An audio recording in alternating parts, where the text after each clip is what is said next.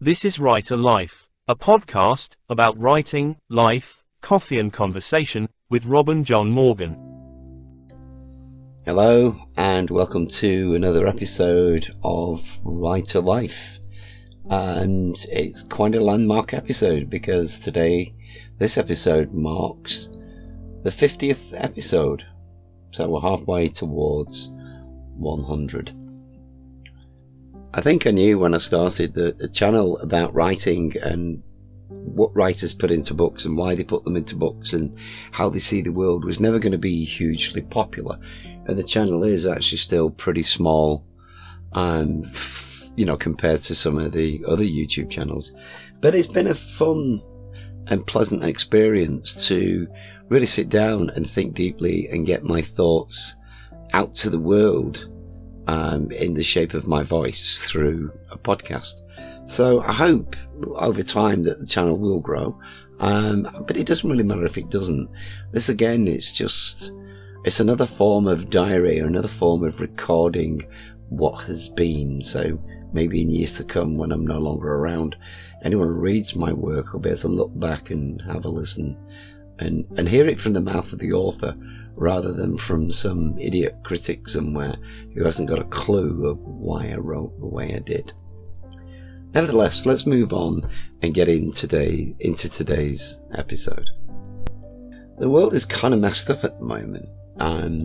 There's chaos in the world and people are more divided than ever before, and sides are being taken depending on who believes what. In the UK, a large section of the working class poor are up in arms due to many things, like poverty, immigration, corrupt allegations against the MPs, and the fight against an onslaught of what is seen as new authoritarian rules being introduced that, well, to be honest, nobody ever really voted for them. There's an awful lot of government agendas that it just appears like we were never asked, and a lot of people are now starting to get quite vocal and speak out against it. Social media is now filled with angry people venting their frustrations as they suffer the burden of a government that appears to be completely and utterly ignoring them. We see something similar across the water in the USA, which to be honest is equally as divided, and the wealthy seem to hold sway over all of the officials. And currently there are scandals and corruption, and there's some pretty evil accusations flowing across all of the media as both the debating sides are now slinging hate at each other. Europe is crumbling into some sort of dystopian fight between nation states and the large globalist controlled European Union. Ukraine is at war with Russia, who is supplied by China and North Korea. And as the hatred grows, there really is a threat of a war so devastating that we could all end up being utterly obliterated. It all feels like the end is coming, but no one really is that sure, as uncertainty stalks all of our lands and our inner insecurities are starting to consume us. I think we need to take a moment's pause and just try and reground ourselves, because the truth is that nobody really knows for sure what's going to happen. History has been filled with tyrants who want to rule over everything, and they have risen and then fallen, and maybe that is going to happen here too. In Heirs to the Kingdom, the phrase "look to the past and learn for the future" is a theme that runs throughout all of the 8 books, because I believe that to not learn from the past is actually a very perilous journey for mankind. And currently it appears like we've forgotten every lesson learned from a whole history of wars and the rise and the fall of socialist and communist nations. I mean, let's be honest, there's so many conspiracies currently floating around. It makes the mind boggle. But I sort of like that, because for a writer, it matters not if the conspiracy theories are right or wrong. They actually provide a narrative, and within that is the makings of a really good story. It might be fiction, it might be true, but it's a story nevertheless. One of the biggest is very dystopian, and there's some evidence to actually back it up, which is how the globalists have manipulated just about everything to take over control with a one world government, enslaving the poor of all of society. Another is all the conspiracy around what was the virus, which all of us have now lived through. But at the time, I cannot deny, as society cracked and people lived in fear, it felt familiar. Because way back in 1986, 1987, I asked one question of myself, and it began a story that eventually took me 18 years to fully complete, which happened this year, actually, with the release of the final book in the Ravens of Berengard trilogy, with the release of Violet Stone. Now back then, back in the 1980s, when nobody knew what was going to happen, I asked two questions of myself. The first being, if the world as we know it was going to end, just how exactly would that happen? And the second question that I asked myself was, what if it did? What would the few of us who survive actually do? Now, when you start to look at the decay of a society and all of its causes, it's like setting out on a journey of adventure and curiosity.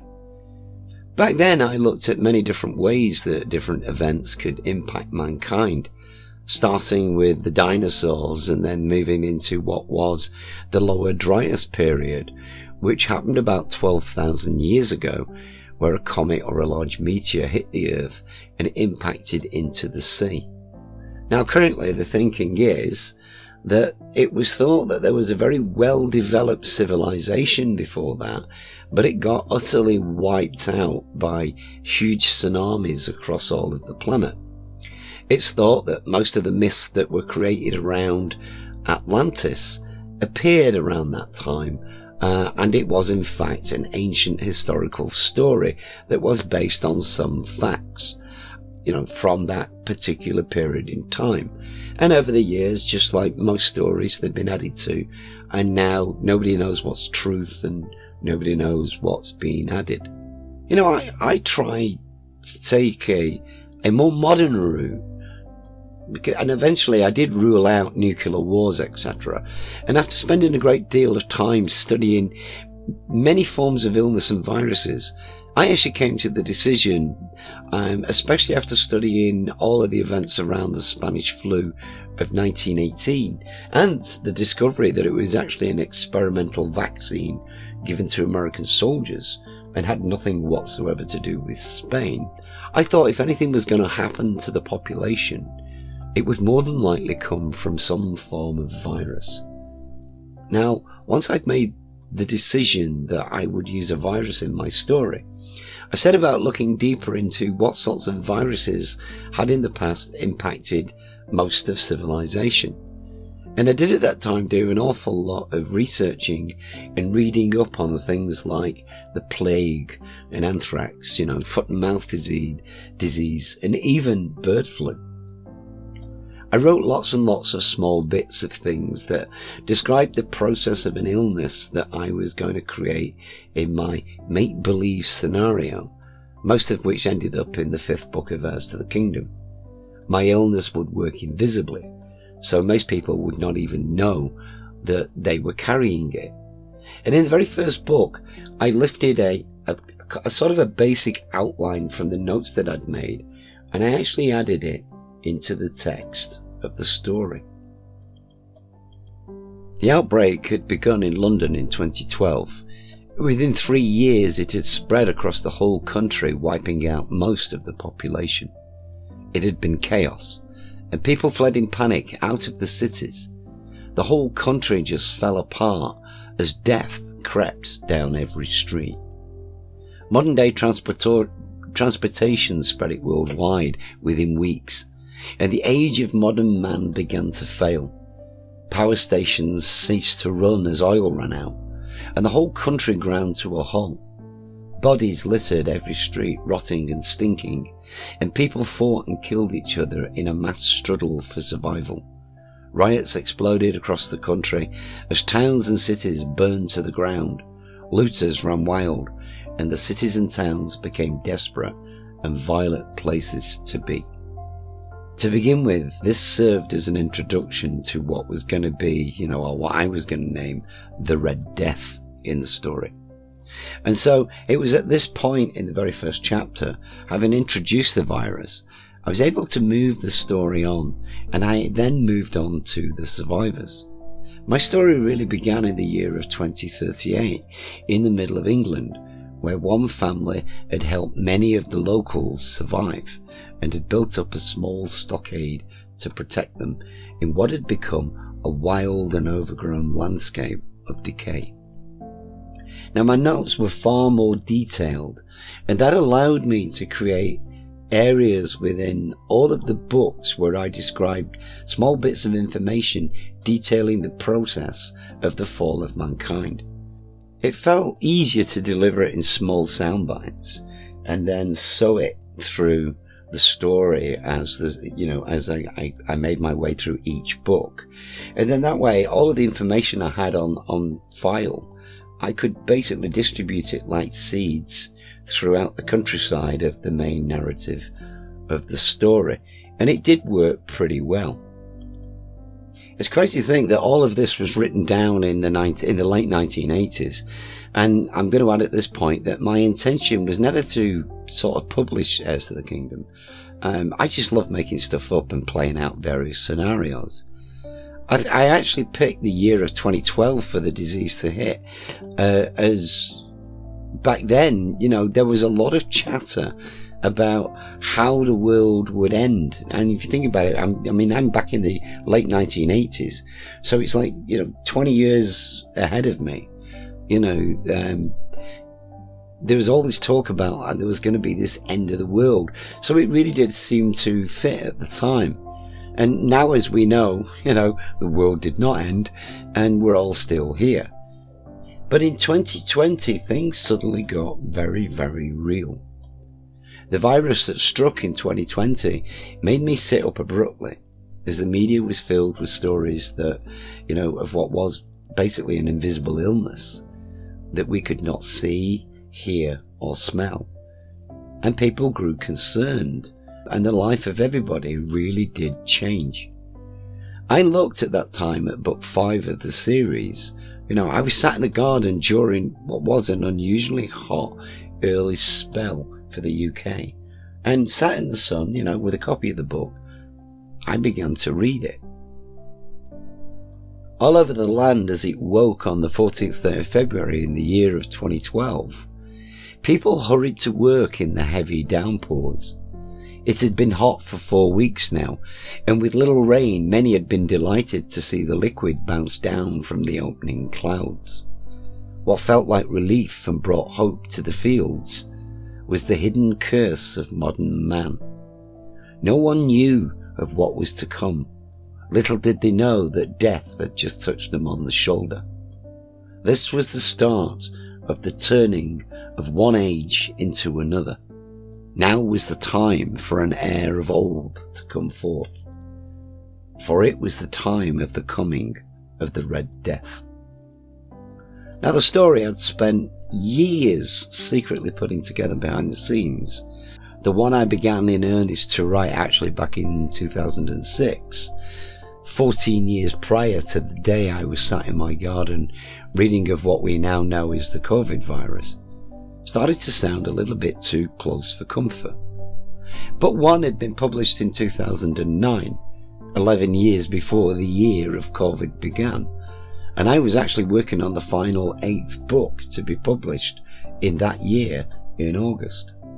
But as March 2020 loomed, I found my own words somewhat disturbing.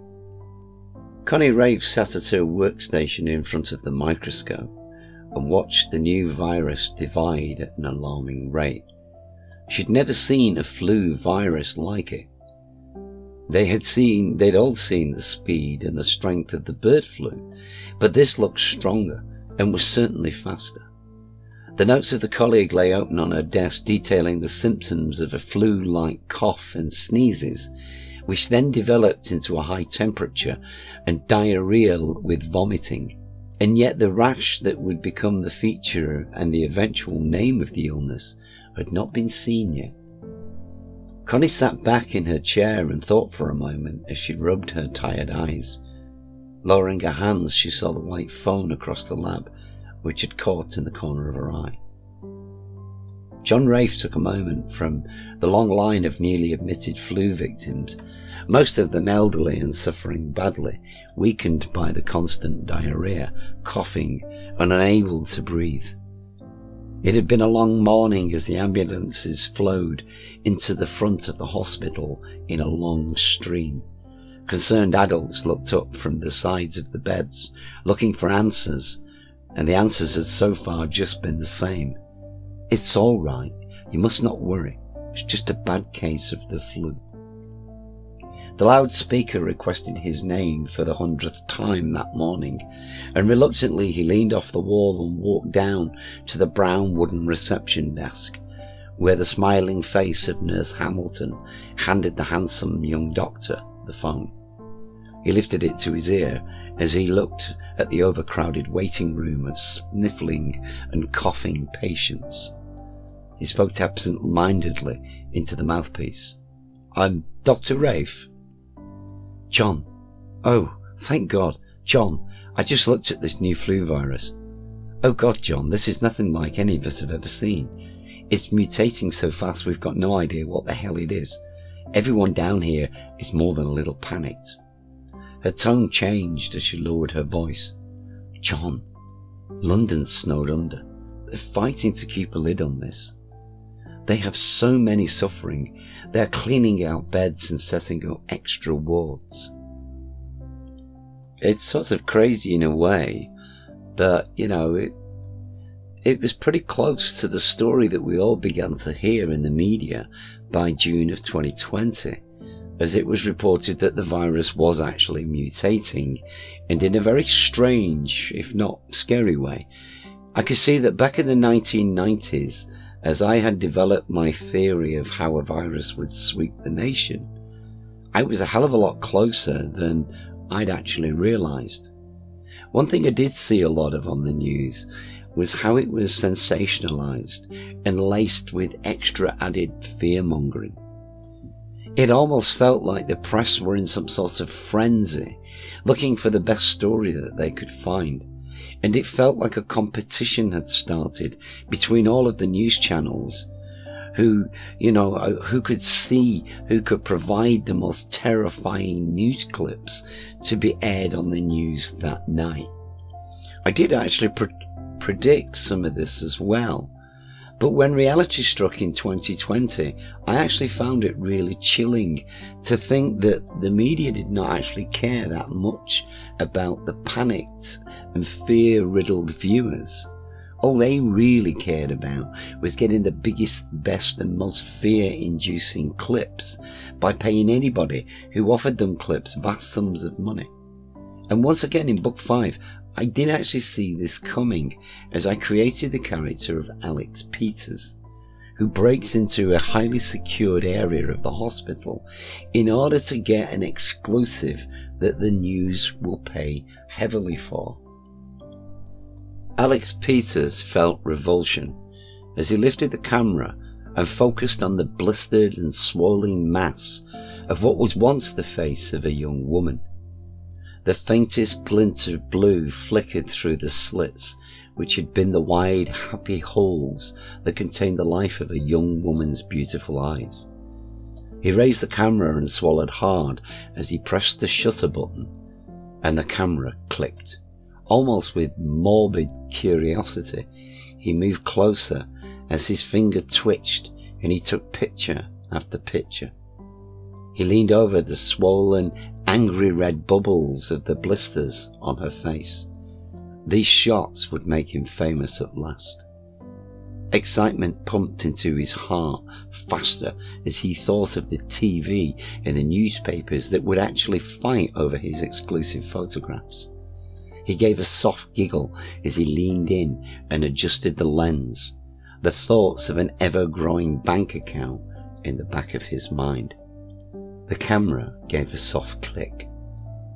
Without any warning, 2 hands shot up from the bed and grabbed the front of his coat.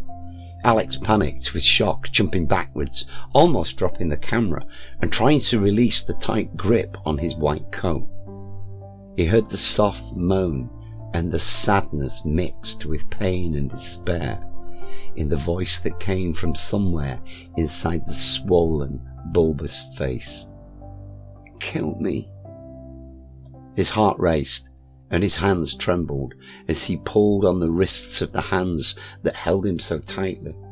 The skin seemed to tear and ooze as he pulled, and the smell of the rot tore at his stomach as he retched and pulled with all his strength to get free. He staggered backwards from the bed and looked down at the slime on his hands. With a huge shudder and in panic, he quickly wiped them on the sheets as the camera swung on its strap around his neck. The red and swollen figure started to spasm, and he moved away, walking slowly, his eyes now wide as he watched the painful, torturous ending of this illness. The woman who was only 22 and was once the envy of every girl in the neighborhood was swollen and disfigured beyond any recognition.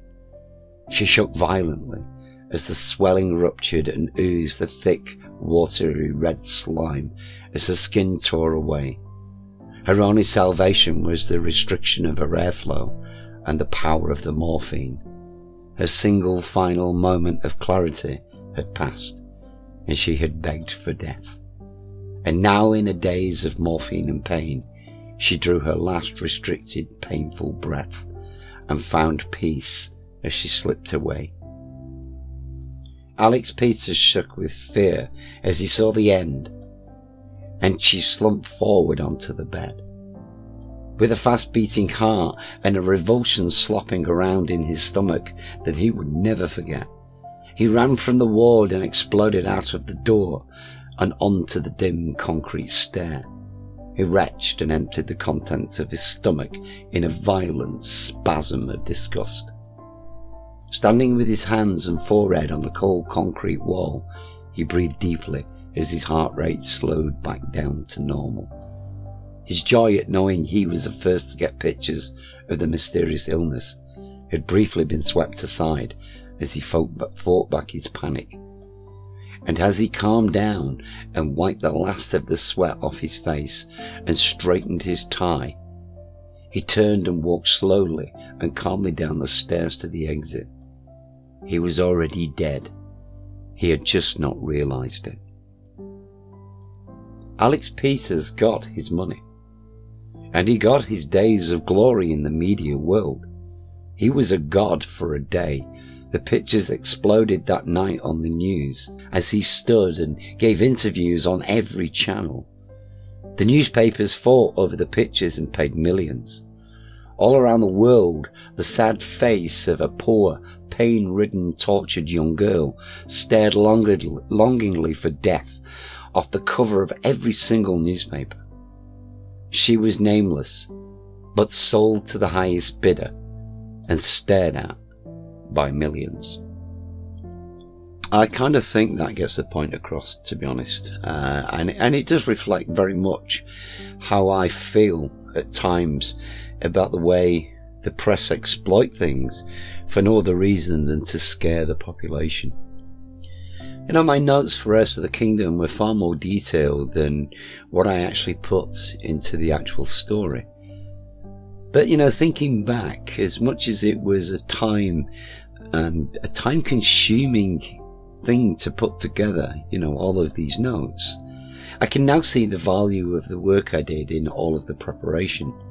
The Red Death was the cause, the backstory, but even within that, it needed to be as detailed and as accurate as I could write it in order to make the story of Heirs to the Kingdom believable. My notes charted as many details as possible, some of which I've never actually used, such as, you know, how the staff at nuclear power plants were dwindling daily, and so steps were taken to place the reactors into safe mode creating times actually of power cuts and no power.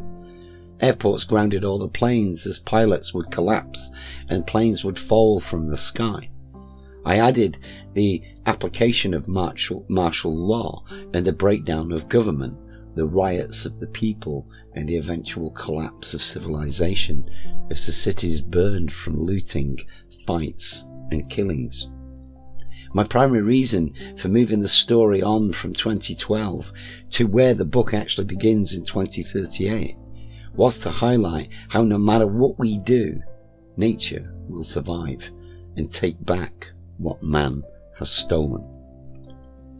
I suppose as I get older, I do sit back and think on the words that I've used and why I use them to begin with.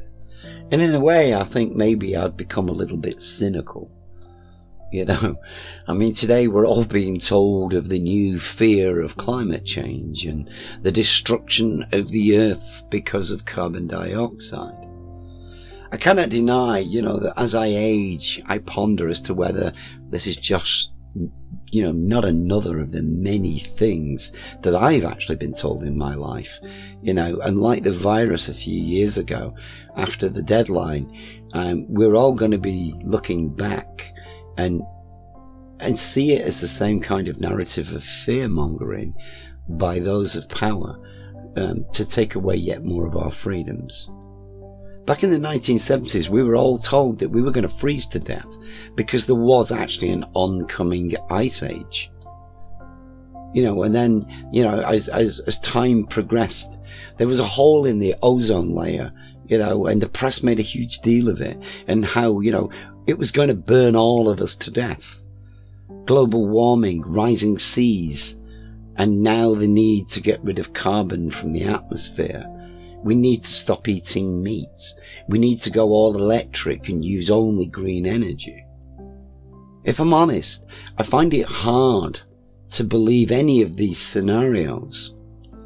I mean, I do think that there's a group of businessmen somewhere who are simply looking for a means to make more cash. I can actually believe that because that's what taxation, green taxation, does.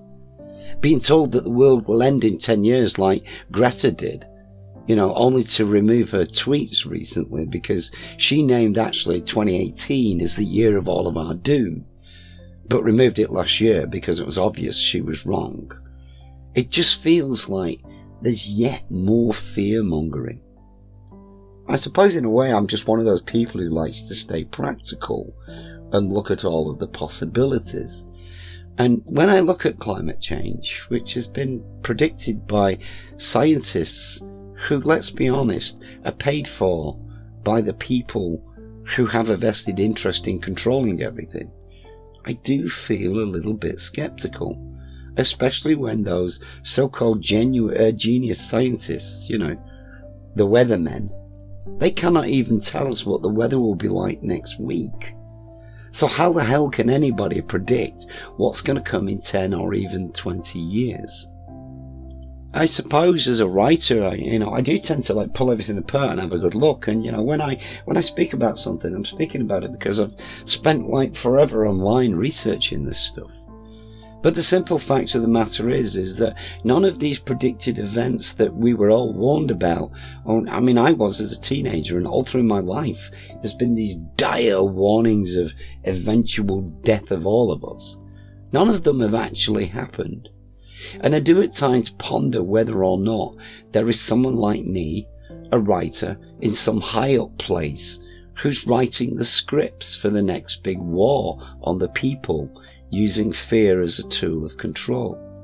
I cannot help but think if someone like me, a simple and ordinary, in every single way writer, I can make this stuff up to thrill a reader. Is there not some counterpart out there who's doing the same thing to scare the public into submission, who's getting paid an awful lot of money by some very rich and powerful people? I'm not convinced the world will end. Will man die out? Now that's more like the right question to ask. Man appears at the moment to really be obsessed with their own self-destruction.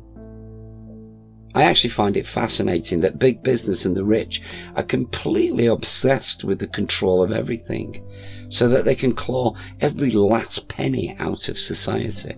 I actually think they're the greatest danger on the planet, because poverty is expanding at an alarming rate. Money for them is more valued than actual life is. So when you ask what is a reasonable question, such as, would these people be prepared to enslave the masses or wipe them out completely? I do not actually think that is such a strange question. And I would actually state that I do actually think they would.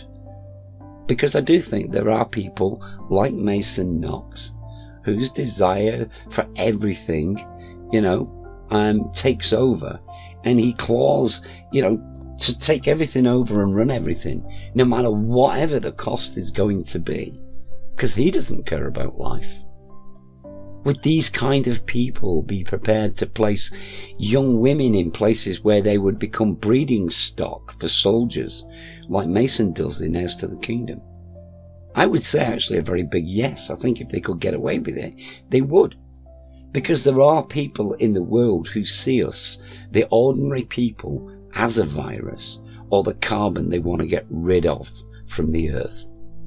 They are the people that are plotting and scheming and possibly planning the downfall of mankind.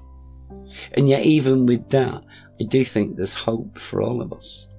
And I showed this in Heirs to the Kingdom with just a very small passage, but it was a veiled moment of hope. He stared into space at the old Tudor house on the calendar sent to Connie by his brother from Stafford. He sipped his coffee, lost in thought, as the tired eyes of Michael Boardman watched him from the door.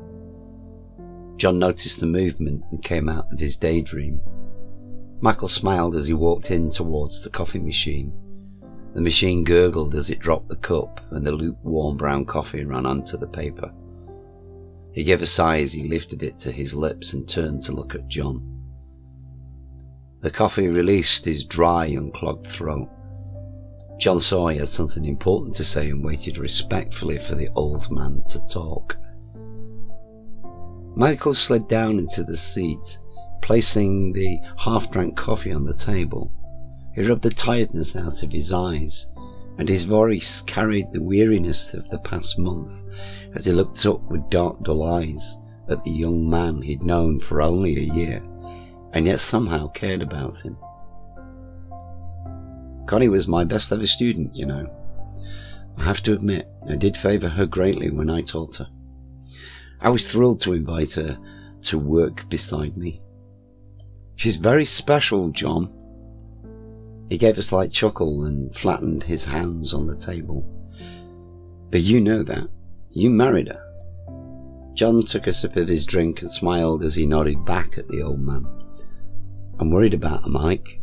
She's worked so hard and yet she's becoming despondent. I have never known her give up on anything. Michael gave a soft nod as his hands dropped into his pocket. There was a slight jangle, and he lifted a set of silver keys out and threw them onto the table. Those are the keys to my four-wheel drive. I'll not be leaving here. I'll find a cure or die trying. He looked up at John, who'd leaned back in his seat. Leave here, John. This city is lost. Get away and into the country. Take her and save her. I cannot find the cure, and she will die here. She's like a daughter to me, and I want her to live through this. You can save her. I can't. Maybe it was the tone of the old man's voice or just the desperate sadness on his face, but John knew that it was pointless to argue. The old man was right, and both of them knew it. There was no cure for the virus that would mutate until it finally burned out, and only then would the land be free. There was no need for words as Michael pushed the keys, his eyes fixed on John across the table. Go on, go now, lad. You're both young enough to start a new life in safety. Head into the countryside where there are fewer to find you. Just make her happy. Give her a chance to live. The keys felt warm in his hand as he lifted them up and they sparkled. What will you do? The old man smiled. I shall keep trying, but I have very little hope. It will not take me. I've got the means to prevent that. Just take Connie and go while it's still light. They will stop you after dark. I've filled the jeep with supplies. You should be fine for at least a few weeks. It's not much, but it will help until you find somewhere. This city's lost, John. Hell, the whole bloody country is. Your chances of living are better out in the wilds. Go on, go to your brother. He will survive. He's lived in the woods all his life. He lifted his cup and swallowed the last mouthful. Go on, go now. Go and get her, and give me the satisfaction of knowing that she will live. There's just enough oil in the tanks to keep the lights on in here for just under a week. Get her into the light and away from this darkness. John and Connie escape. They flee into the wilds away from the despair and the destruction, and have, as a result, a male child. Jonathan Rafe does not appear in the story until book 2, but he becomes a very important part of the solution as he meets Jed Amber and forms a lasting partnership, which in Violet Stone can be seen to have been, borne fruit in the form of their daughter, who they name Pandora. In all of the darkness, there is light, and we may not always realize it or see it. But if you look hard enough, it's there. At the start of this episode, I asked 2 questions of myself, which I asked back in the late 80s. The first of which was, I've now answered it. The second question that I asked myself was, if the world as we know it was to end, what would the few of us who survived actually do? I think the answer's simple, when it is actually shown in Heirs to the Kingdom, which very simply put is, live. No matter what, do everything you possibly can and find a way to live. I think that's all we can do. And if we all kind of have that mentality, no matter what's thrown at us or no matter what happens, because the world is so unpredictable at the moment, the conspiracy theories could be right, they may be wrong, and the fact is that nobody really knows. So the one thing that we all can do is we can all breed that determination in us to make sure that no matter what happens, we all live through it. We all find that way to survive and overcome the difficulties, and that way, with that mindset, mankind will never truly die out. I'm currently working on a new story, and this story is absolutely pure fantasy, but it really is based very much in the reality of today's current world. Now, I've set it in a different world with different races, but the reality of the characters in the story is very much of this world as I see it now. I've just handed that lifestyle over to fictional races and fictional characters. I'm really happy with how this story is going, and I'm looking forward to starting afresh with a new title at a future date. So, be ready for when it all happens, and just watch this space. I'll leave with this one line: the wind is coming. Stay tuned. Oh, it's lovely to throw a little bit of conspiracy into an episode and just get everybody's mind working and everybody thinking, because that's the glory of this wonderful world we live in at the moment. There's so many wonderful possibilities. Anything can go literally any different way, and that's the one thing I've learned in life, which to a degree has allowed me to improvise and overcome no matter what I faced. And it's the same with my writing, I like to just peel back the layers of just about everything. I don't care if it's fantasy, I don't care if it's real life, fact, if it's fiction, it doesn't bother me. If I can weave it into some sort of story, I will do. And again, I try in every episode to show you the workings of a writer's mind and how they pull the word apart and how they use that to build their stories. And I don't think there's anything wrong with sitting back and actually thinking about your own life and how you're going to live and what you would do if. I know it's a conversation an awful lot of young couples have, because I've had that conversation with them. So, it's always worth thinking about, and it's always worth being prepared.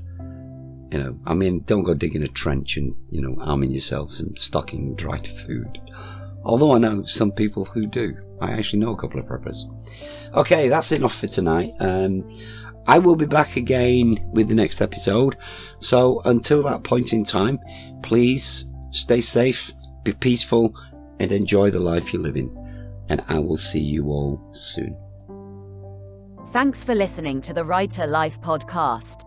If you have enjoyed this episode, or there are areas of Robin's stories you would like him to discuss, please add your thoughts and questions in the comments, and we will include them in a future episode. You can follow Robin on all his social media links, which you will find listed below, and please, like and subscribe to this channel, so you get the latest notifications when he posts. All Robin's books are available in digital and print formats to purchase or download through all online book sales sites.